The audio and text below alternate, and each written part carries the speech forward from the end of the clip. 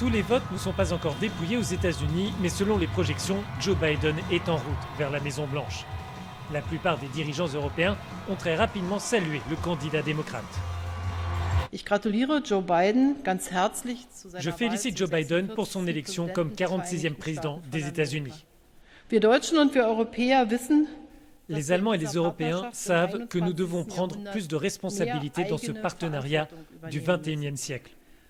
Les États-Unis sont et resteront notre allié le plus important, mais ils attendent de nous, légitimement, plus d'efforts de notre part en matière de sécurité et pour défendre nos convictions dans le monde. L'Union européenne se tient prête à intensifier la coordination avec la nouvelle administration et avec le nouveau Congrès américain. Nous devrons ensemble répondre à des problèmes urgents et mondiaux, la pandémie de coronavirus et ses conséquences économiques, le changement climatique et la disparition de la biodiversité. Les autorités britanniques n'ont pas manqué d'ajouter leur voix à cette série de félicitations.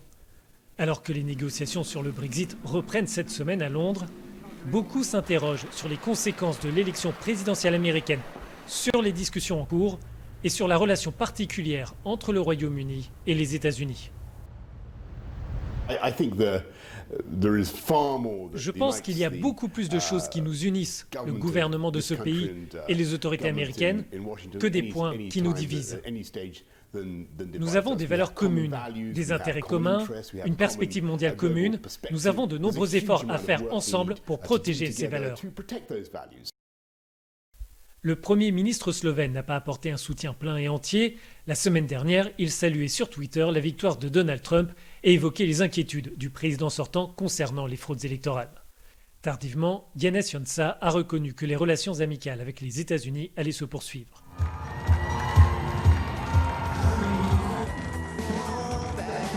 Derrière ces félicitations se cache aussi une forme d'apaisement en Europe, de ne pas négocier 4 années de plus avec Donald Trump. Mais les 27 savent aussi que le lien transatlantique ne pourra pas faire marche arrière et qu'il faudra se projeter dans une nouvelle dynamique.